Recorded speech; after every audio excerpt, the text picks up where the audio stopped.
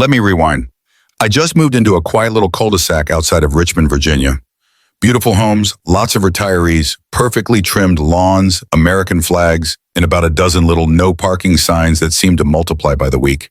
The kind of place where everyone waves at each other, but glares if your grass grows more than half an inch too long. And in the center of it all, like a porcelain bulldog, perched on a manicured lawn, was Karen. Her real name's Deborah, but everyone calls her Karen. You'll see why she runs the HOA like it's her personal fiefdom. Weekly newsletters. Unannounced yard inspections. God forbid you have a garden gnome or a flagpole that's 1 foot too tall. I'd been living here all of 2 weeks before she left a note on my door that read, "Please remove your doormat.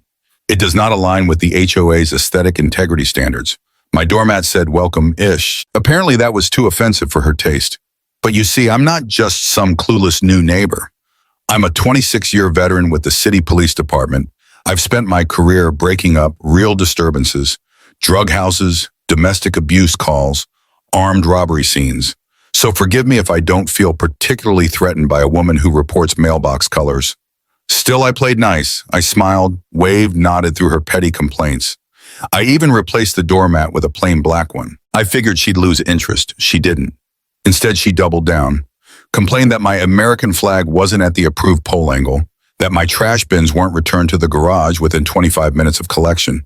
She even cited me for parking my truck, my marked police vehicle, mind you, too close to the curb. So when I finally decided to host a little housewarming, I figured why not do it right. I invited the squad, not in uniform, just off-duty buddies, people I've served with for decades. Detectives, sergeants, a lieutenant or two. Nothing wild, no loud music, just beers, burgers, and some well-deserved stories. But to Karen, it was anarchy.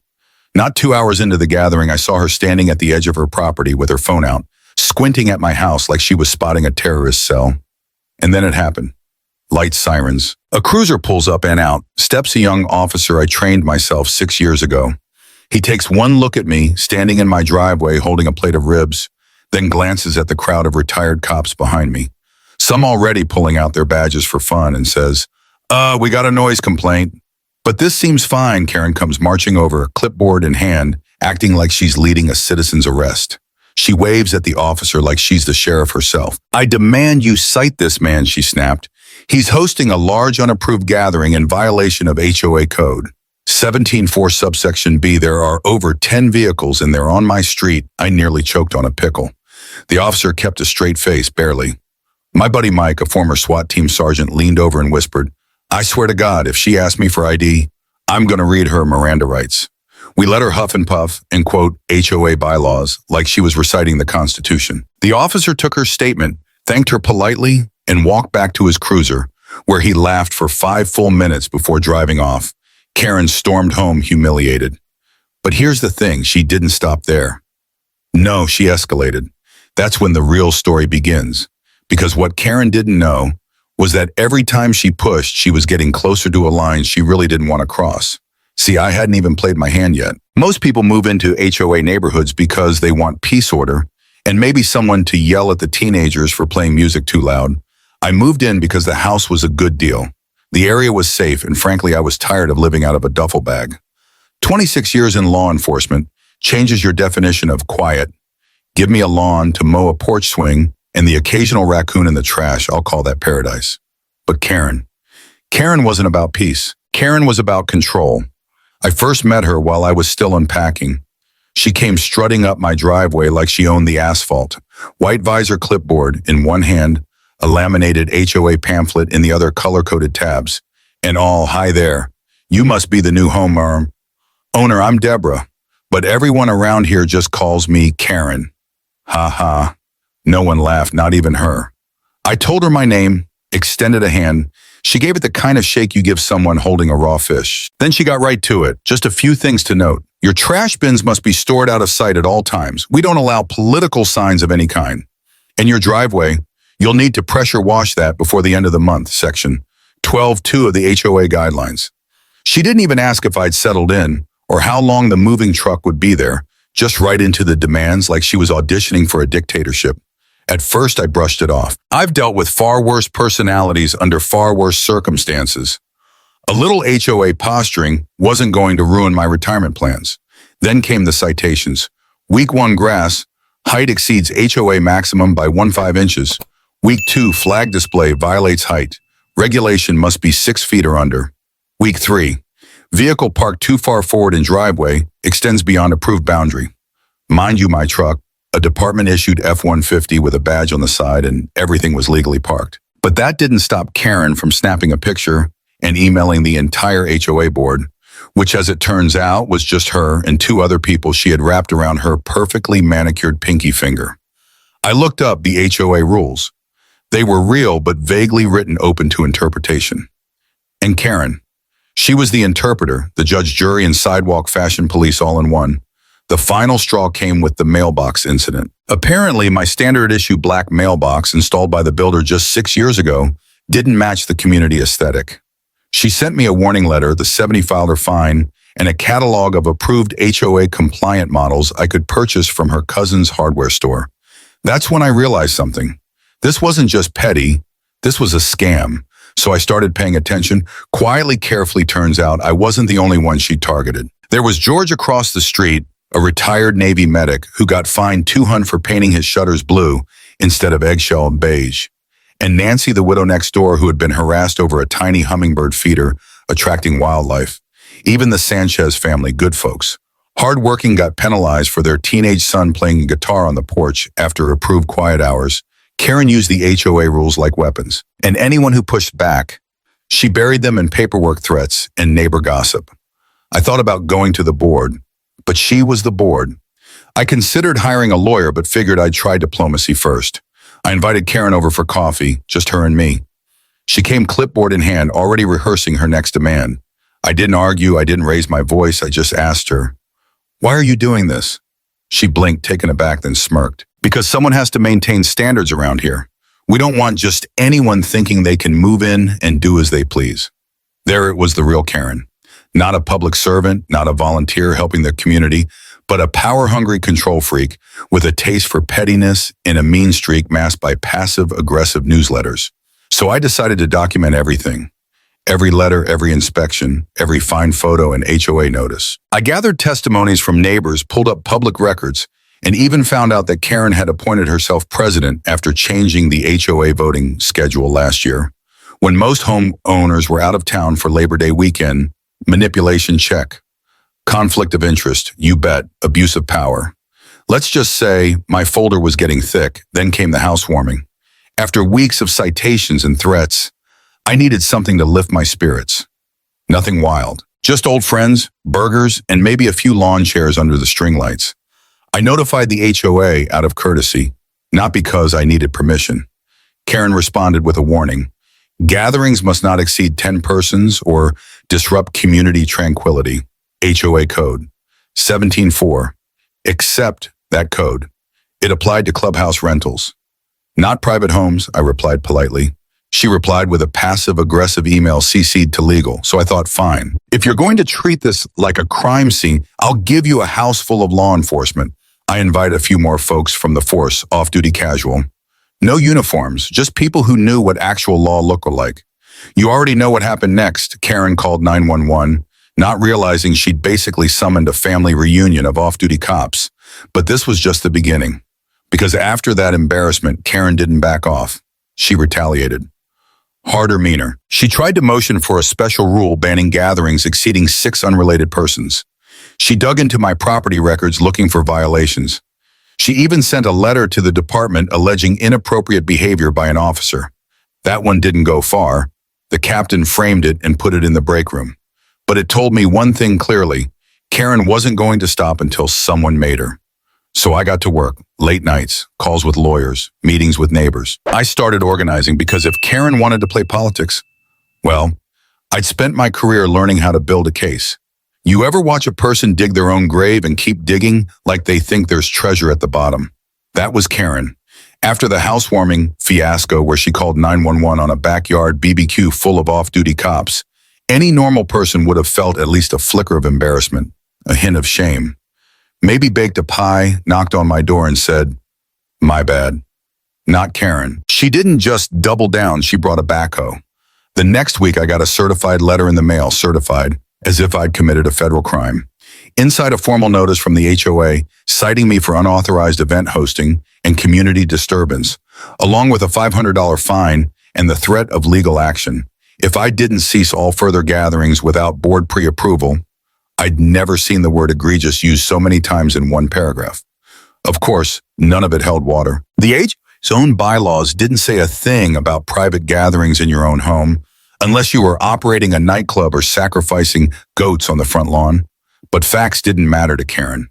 What mattered was control. And now that she'd embarrassed herself in front of a dozen law enforcement professionals, she was out for blood. That's when she turned on my neighbor, Valerie. Val's a widow in her 60s. Sweet lady, bakes cookies for everyone. During the holidays, always lends a hand when someone's sick. Lost her husband to cancer 5 years back. She also has a daughter, Sophie, in her early 20s. Sophie uses a wheelchair. Quiet Smart has the kind of smile that makes you want to be a better person. About 2 years ago, Val had a small wheelchair ramp installed by her front steps. It's barely noticeable, matches the paint of the house, looks better than half the porches on the block. Karen saw it and pounced. She claimed it violated structural aesthetic regulations and hadn't gone through HOA architectural review. Mind you, the ramp had been there for 2 years. No complaints, no issues. Until Karen decided Valerie had associated with me too often. Val called me in tears. She showed me the letter 3 pages long, full of legal threats, telling her she had 14 days to submit a compliance modification request or face escalating fines. I swear I could feel my blood pressure spike just reading it. This wasn't about rules anymore. It was about punishing those who didn't bow to her imaginary crown. And that's when the neighbors finally started paying attention. I began knocking on doors, talking to folks, asking questions. Turns out Karen had been targeting people for years. Quietly, strategically. New homeowners, immigrants, single moms, elderly, residents who didn't know how to push back. She'd write them up for trivial things. One guy got fined for a bird bath too ornate. Another woman was cited for a hanging plant being too asymmetrical. A retired couple got warned for having non-compliant patio furniture because it wasn't beige, the color of oppression apparently. But here's the thing about tyrants. They forget people talk, and when the victims start talking to each other, the real power shifts. That's when I started building the community defense file. I'm talking printed citations, dated emails, screenshots of Karen's contradictory statements, photos of violations that didn't actually exist HOA, meeting minutes where she made decisions without quorum. I even found a neighbor who'd recorded a conversation with Karen where she threatened to revoke mailbox access if he didn't vote her way in the last board election. I sent all this to a buddy of mine, civil attorney sharp as a tack. He reviewed everything and said 7 words I'd been waiting to hear. This woman's about to bury herself, but before we made our move, Karen threw one more grenade. She tried to block a charity event. Every year, the community holds a small 5K walk to raise money for veterans. Nothing huge, just a few tents, some banners, hot dogs, and lemonade stands. This year, it was being organized by my buddy Sam, a Marine Corps vet who lost a leg in Afghanistan. Karen sent him a cease and desist, said the event violated zoning protocols for non-commercial gathering, and could confuse passers-by due to lack of HOA-approved signage. That was it. The straw, the camel's back, crushed, the camel itself dead in the driveway. People who'd stayed quiet for years started showing up to HOA meetings. They started speaking out loudly. Some even wore shirts that read, "I violate HOA rules daily." We called a special vote to dissolve the current board and elect a new one. Karen tried to block it, claimed the motion was invalid because proper form hadn't been submitted. But guess what? Turns out I had the original HOA charter and amendment rules. Because unlike Karen, I know how to file a Freedom of Information Act request. We had the signatures, we had the quorum, we had the votes, and more importantly, we had each other. It was a Thursday evening, mild breeze sun just starting to set behind the oak trees lining the cul-de-sac. Birds were chirping. Sprinklers hissed across freshly mowed lawns. It was the kind of evening Norman Rockwell would have painted. If not for the war about to go down at the HOA clubhouse, Karen had no idea. She showed up early as always carrying her clipboard like a royal scepter, dressed in beige from head to toe like HOA camouflage, smiling that tight, smug smile that said, "This is my house," if only she knew. We'd called a special homeowners assembly, the first in years. Usually only 5 or 6 folks show up for these things. That night, every chair was filled. People stood in the back, lined the walls, brought lawn chairs. Over 70 homeowners showed up. Some had never been to a single HOA meeting in their lives. Others had been afraid to speak up until now. But tonight the silence was over. Karen stepped up to the podium like she was giving the State of the Union. She tapped the mic. "Welcome, everyone. I see we have a big turnout tonight. Must be the refreshments I brought." Nobody laughed, not a soul. Not even her two usual board allies who were sitting several rows back staring at their shoes. She shuffled her papers, fake chuckled, and said, "Now before we begin, I'd just like to remind everyone of the HOA Code of Conduct. No yelling, no disruptive behavior, and all remarks must go through the board." That's when I stood up. "Point of order, Karen. The homeowners called this meeting. You don't chair it. We do." A murmur rippled through the crowd. Her eyes narrowed. "That's not how this works, sir." I held up a stack of signed petitions, copies for everyone in the room. "Actually, that's exactly how this works. Article 4, Section B of the HOA Charter. If 1/3 or more of homeowners sign a petition, they may call a special assembly to review board leadership." She opened her mouth, closed it, opened it again. I swear if she had pearls, she'd have clutched them so hard the string would have snapped. I walked up to the front, handed the mic to our new moderator, George, the retired Navy medic Karen had fined for his improper shutter color. He looked her dead in the eye and said, "Karen, tonight's not about lawn heights or mailbox paint. It's about how you've used HOA rules as weapons, and we're here to lay out the evidence." And so we began. Valerie stood up, clutching the letter Karen had sent, threatening to fine her for her daughter's wheelchair ramp. "You said this ramp was a violation of community aesthetics, but it's ADA compliant, built with permits, and has stood for 2 years with no issue. Why now?" "Why me?" Karen stammered. "We have procedures." "No, you have problems with compassion," Val snapped. "You used your position to bully my family." Applause broke out. Nancy, the widow with the hummingbird feeder, brought out a stack of violation notices that dated back 3 years. "I've paid over $700 in fines because of Karen.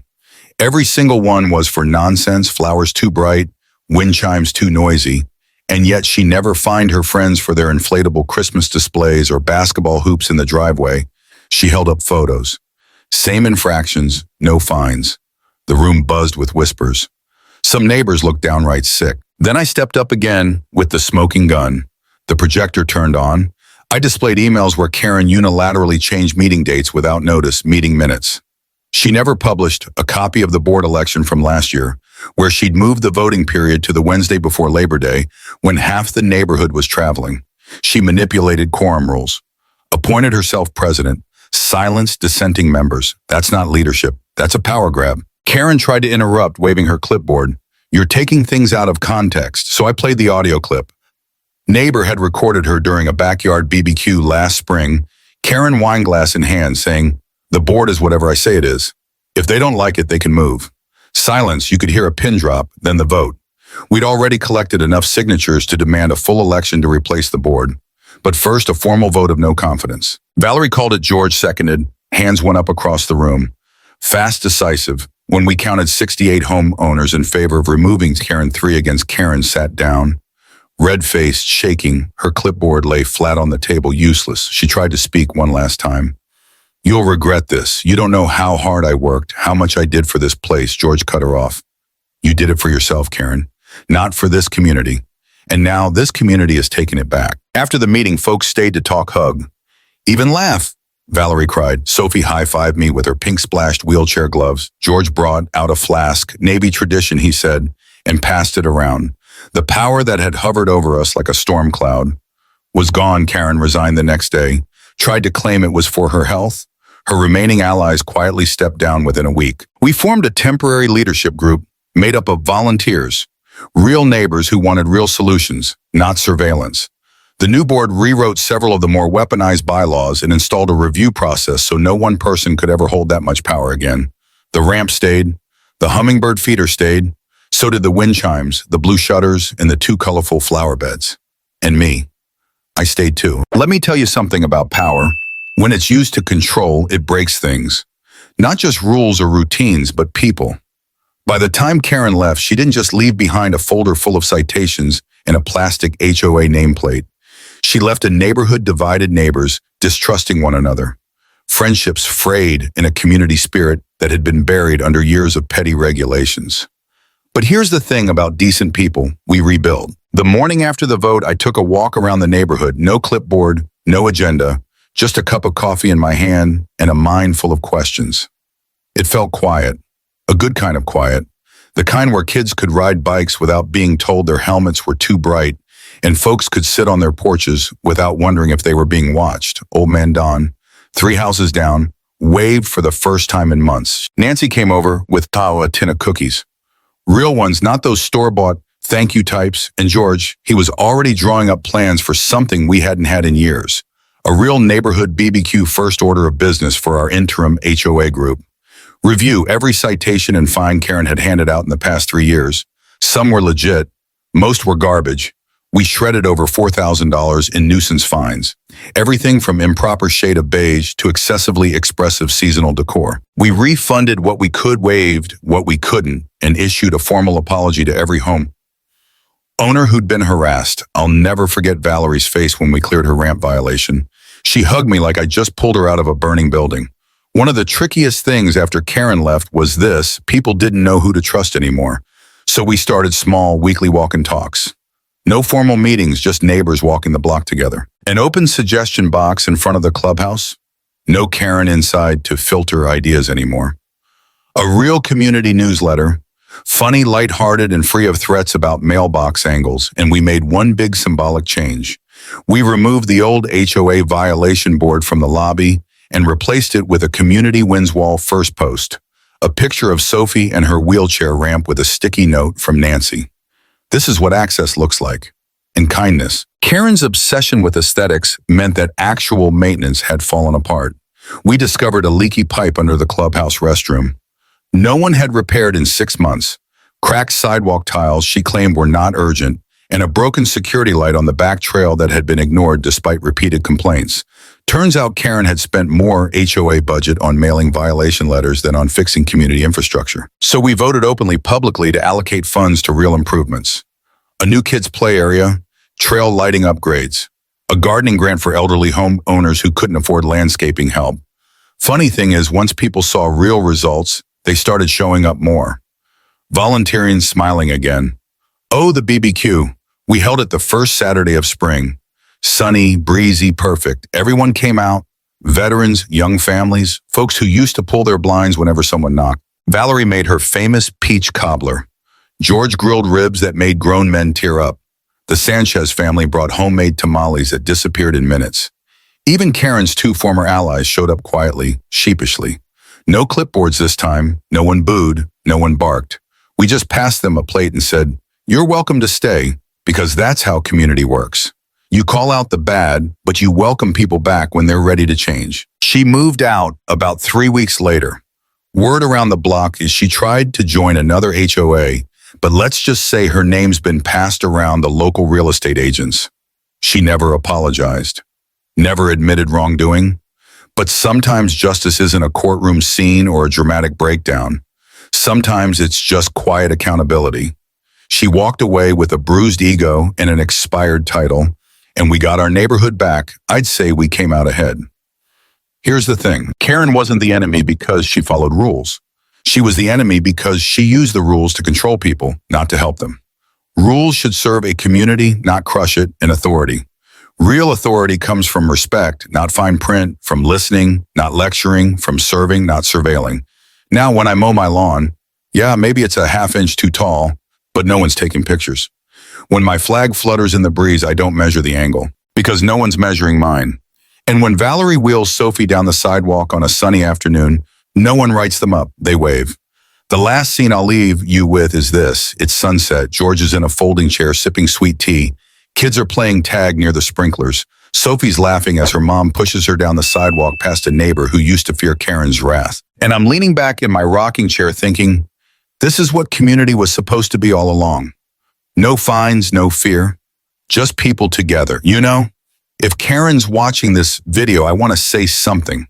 Not to shame her, not to drag her name through the mud, but to say the one thing no one in our neighborhood ever had the chance to say to her, at least not out loud. You don't need to control people to matter to them. I truly believe that once upon a time, Karen meant well. Maybe she thought keeping lawns uniform would keep the neighborhood safe. Maybe she believed strict rules would preserve property value. Maybe in some twisted way, she thought being feared was the same as being respected. But here's the truth, Karen, and this goes for every self-proclaimed HOA queen out there. You don't protect a community by policing it. You protect it by showing up for it. And let me tell you something else. If your leadership makes your neighbors afraid to fly a flag, hang a wind chime, or host a barbecue, then that's not leadership. That's tyranny dressed in khakis and a clipboard. Because the strongest neighborhoods, they aren't the ones with perfect grass and identical mailboxes. They're the ones where a widow can get help lifting groceries, where kids know every adult on the block will watch out for them, where people disagree but still show up with a casserole when your dog's sick or your car won't start. That's what real community looks like. And it starts with people who choose empathy over ego. So Karen, wherever you are now, if you're listening, you lost the board, sure, you lost the power. But what really mattered was the trust, the respect, the human connection. And I hope sincerely that someday you find a way to earn those back. Maybe not in our neighborhood, but wherever life takes you next, to the rest of you watching. And maybe you've got a Karen on your street. Maybe you are on an HOA board and wondering, am I doing this right? Let me offer this. Rules are important, but people matter more. Order is helpful, but kindness is unforgettable, and power. Power without humility is just noise. Now I want to hear from you. Have you ever dealt with an HOA Karen? Was there someone in your community who took things way too far? Or maybe, have you ever been on a board and had to stand up to someone like that? Drop your story in the comments below. I read every single one of them. Let's make this space a place where we share, learn, and maybe even laugh a little. And hey, if this story hit home for you, do me a favor, give it a like. Share it with a friend and subscribe if you want more stories like this. Because trust me, I've got plenty more where this came from. From mailboxes and lawn drama to surprise, HOA audits and neighborhood revenge barbecues. We've only just scratched the surface. Until next time, folks, be kind, be neighborly. And if someone ever calls the cops on your cookout, make sure the guest list includes half the department. This has been HOA Karen called 911 on my housewarming didn't know it was full of cops. Thanks for watching. Now it's your turn. Tell me your story.